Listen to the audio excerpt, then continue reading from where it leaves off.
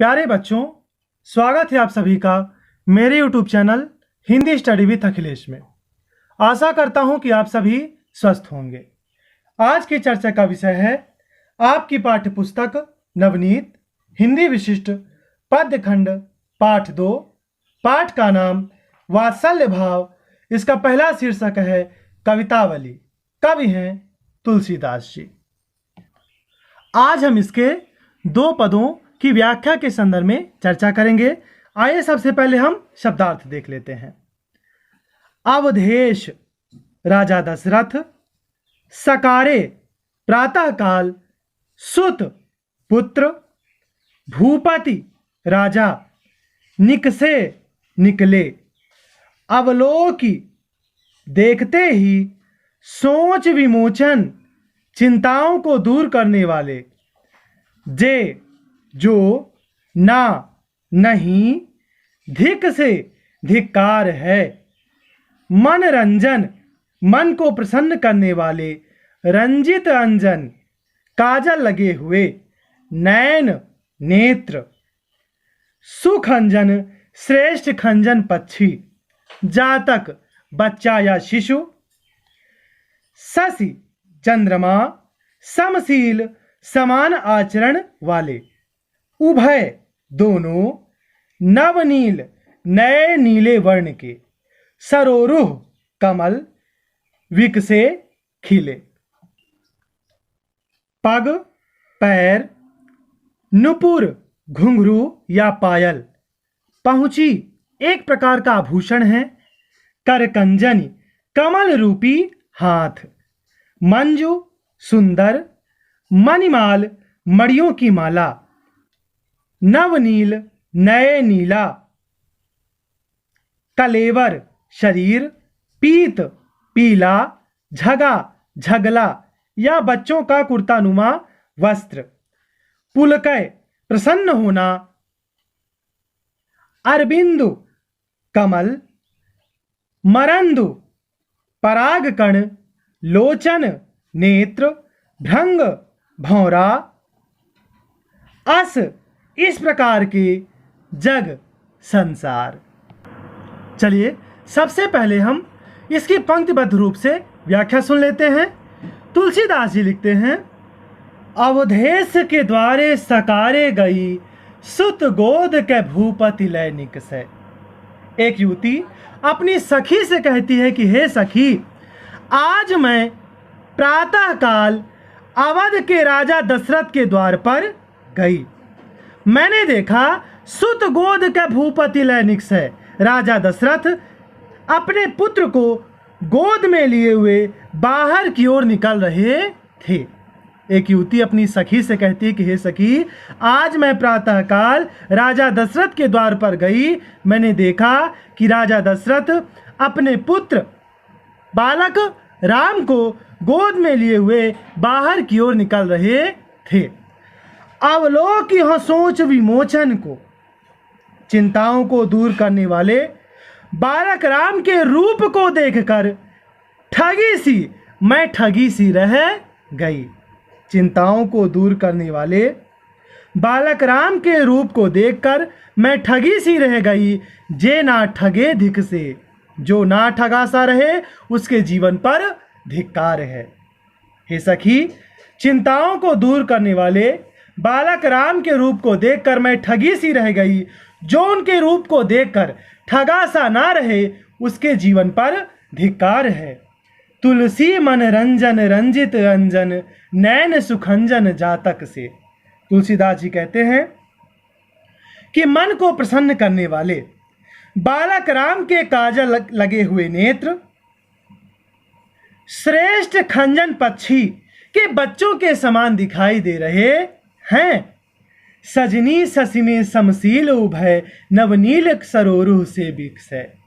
युवती कहती है कि हे सखी, उनके मुख पर उभय यानी वे दोनों नेत्र चंद्रमा के समान आचरण करने वाले, नए नीले वर्ण के कमल के समान खिल रहे थे।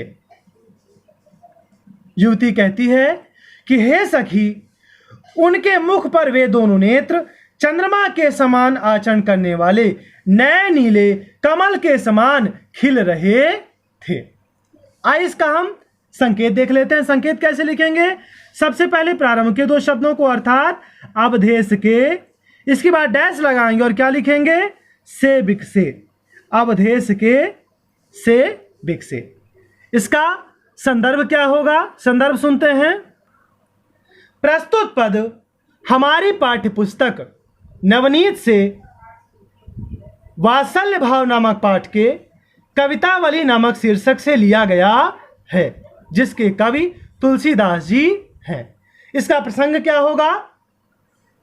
प्रस्तुत पद में बालक राम के रूप सौंदर्य का मनमोहक वर्णन किया गया है।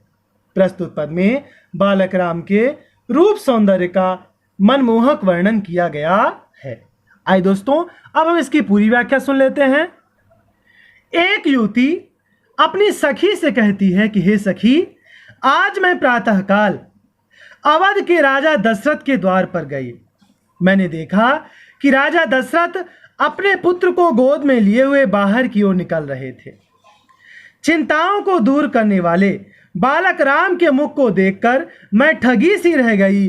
जो उनके मुख सौंदर्य को देखकर ठगा सा न रहे, उसके जीवन पर धिक्कार है। तुलसीदास जी कहते हैं कि मन को प्रसन्न करने वाले बालक राम के काजल लगे हुए नेत्र श्रेष्ठ खंजन पक्षी के बच्चे के समान प्रतीत हो रहे थे।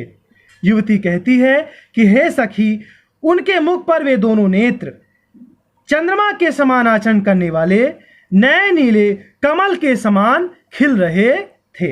हे सखी, उनके मुख पर वे दोनों नेत्र चंद्रमा के समान आचरण करने वाले नए नीले कमल के समान खिल रहे थे। चलिए दोस्तों, अब हम दूसरे पद की व्याख्या पर चर्चा कर लेते हैं।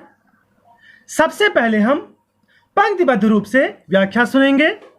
तुलसीदास जी लिखते हैं, पग नुपुर और पहुंची कर कंजनी मंजू बनी मणिमाल दिए। बालक राम के पैरों में घुंघरू और कमल रूपी हाथों में, यह रूपा का अलंकार है, कमल रूपी हाथों में पहुंची नामक आभूषण है। बालक राम के पैरों में घुंघरू और कमल रूपी हाथों में पहुंची नामक आभूषण है। मंजू बनी मणिमाल दिए, उनके हृदय में सुंदर मणियों की माला सुशोभित हो रही है। उनके हृदय में सुंदर मणियों की माला सुशोभित हो रही है। नवनील कलेवर पीत झगा झलकै पुलकै नृप गोद लिए।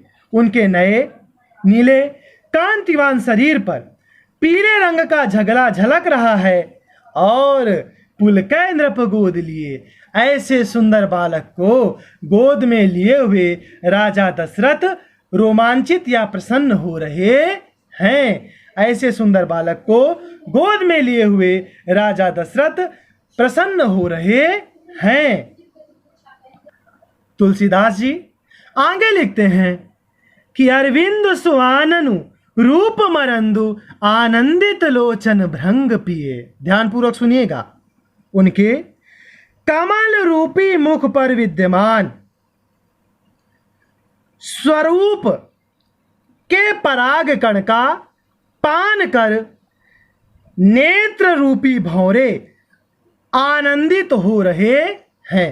ध्यान देंगे, उनके कमल रूपी मुख पर विद्यमान स्वरूप के पराग कण का पान कर नेत्र रूपी भौरे आनंदित हो रहे हैं। मनमोन बस्यो वस बालक जो तुलसी जग में फल कौन जिए। तुलसीदास जी कहते हैं कि जिसके मन में इतने सुंदर अस बालक, इतने सुंदर बालक की छवि ना बसी हो, वह जग में फल कौन जिए। वह इस संसार में किस फल की प्राप्ति के लिए जीवित है। तुलसीदास जी कहते हैं कि जिसके मन मस्तिष्क में ऐसे सुंदर बालक की छवि ना बसी हो, वह इस संसार में किस फल की प्राप्ति के लिए जीवित है। इसका संकेत सुनते हैं। संकेत कैसे लिखेंगे? सबसे पहले प्रारंभ के दो शब्दों को अर्थात पग नुपुर डैश लगाने के बाद कौन जिए। पग नुपुर डैश लगाने के बाद कौन जिए। इसका संदर्भ और प्रसंग दोनों ही पहले पद की तरह रहेगा, अर्थात पूर्वत रहेगा। हम इसकी पूरी व्याख्या सुन लेते हैं। तुलसीदास जी कहते हैं कि बालक राम के पैरों में घुंघरू और उनके कमल रूपी हाथों में पहुंची नामक आभूषण है। उनके हृदय में सुंदर मणियों की माला सुशोभित हो रही है। बालक राम के नए नीले कांतिवान शरीर पर पीले रंग का झगला झलक रहा है। ऐसे सुंदर बालक को गोद में लिए हुए राजा दशरथ प्रसन्न हो रहे हैं। उनके कमल रूपी मुख पर विद्यमान पराग कण का पान कर नेत्र रूपी भौरे आनंदित हो रहे हैं। तुलसीदास जी कहते हैं कि इतने सुंदर बालक की छवि जिसके मन में अब तक भी ना बसी हो या जिसके मन में ना बसी हो, वह इस संसार में किस फल की प्राप्ति के लिए जीवित है। ठीक है बच्चों, चलिए इसका हम विशेष सुन लेते हैं। विशेष क्या होगा इसका? दोनों पदों का विशेष मैं बता रहा हूं। पहला विशेष होगा शुद्ध साहित्यिक अवधी भाषा का प्रयोग। आपको तो पता ही है कि तुलसीदास जी की मुख्य काव्यगत भाषा अवधी है। तो पहला विशेष शुद्ध साहित्यिक अवधी भाषा का प्रयोग किया गया है। दूसरा, जैसा कि पाठ के नाम से ही पता चलता है कि दोनों पदों में वात्सल रस का प्रयोग किया गया है, तो क्या लिखेंगे? वात्सल रस का प्रयोग। तीसरा, अनुप्रास और उपमा आदि अलंकारों का प्रयोग। अनुप्रास तो कई जगह है, उपमा देख लेते हैं, जैसे ठगी सी, अरविंद सो। सी उपमा अलंकार का वाचक शब्द है, अरविंद यानी कमल के समान, तो दोनों जगह उपमा अलंकार का प्रयोग किया गया है। बहुत बहुत धन्यवाद बच्चों। आशा करता हूं कि आपको मेरा आज का ये वीडियो पसंद आया होगा। अगर आपको ये वीडियो पसंद है तो मेरे इस वीडियो को लाइक करिए, मेरे चैनल को सब्सक्राइब करिए, बेल आइकन को दबाइए, जिससे मेरे आने वाले वीडियो की नोटिफिकेशन आपको समय समय पर प्राप्त होती रहे। अपने दोस्तों को भी इस चैनल से जुड़ने के लिए प्रेरित करिए, जिससे उन्हें भी इसका लाभ प्राप्त हो सके। मिलते हैं हम अगले वीडियो में, तब तक के लिए आप सभी को राम राम।